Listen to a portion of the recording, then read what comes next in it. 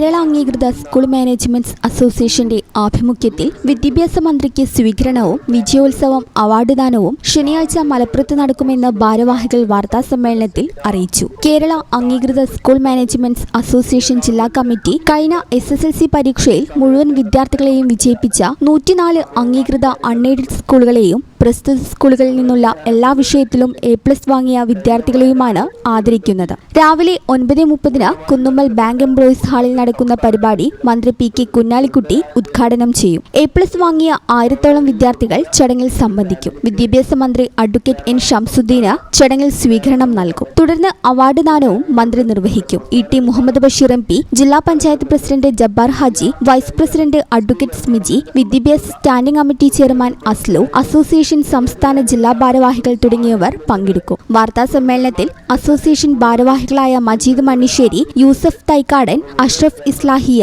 മനോഹ് മോഹനൻ എന്നിവർ പങ്കെടുത്തു. ഈ ചാനൽ ന്യൂസ്, മലപ്പുറം. 15 വർഷങ്ങളായി ഈ തിളക്കം നമ്മെ ഭ്രമിപ്പിക്കുന്നു. 15 വർഷങ്ങളായി ഈ വ്യത്യസ്തത നമുക്ക് ആത്മവിശ്വാസം നൽകുന്നു. 15 വർഷങ്ങളായി നമ്മുടെ ആഘോഷങ്ങളിൽ ഈ പാരമ്പര്യവും പങ്കാളികളാണ്. ഒരു ദേശത്തിന്റെ ആഭരണ സംസ്കാരം രൂപപ്പെടുത്തിയവർ. ഞങ്ങളെപ്പറ്റി നിങ്ങൾക്കല്ലേ കൂടുതൽ അറിയുന്നത്? പരിശുദ്ധിയുടെ സുവർണ പാരമ്പര്യം. Hayath golden diamonds, Valanchery.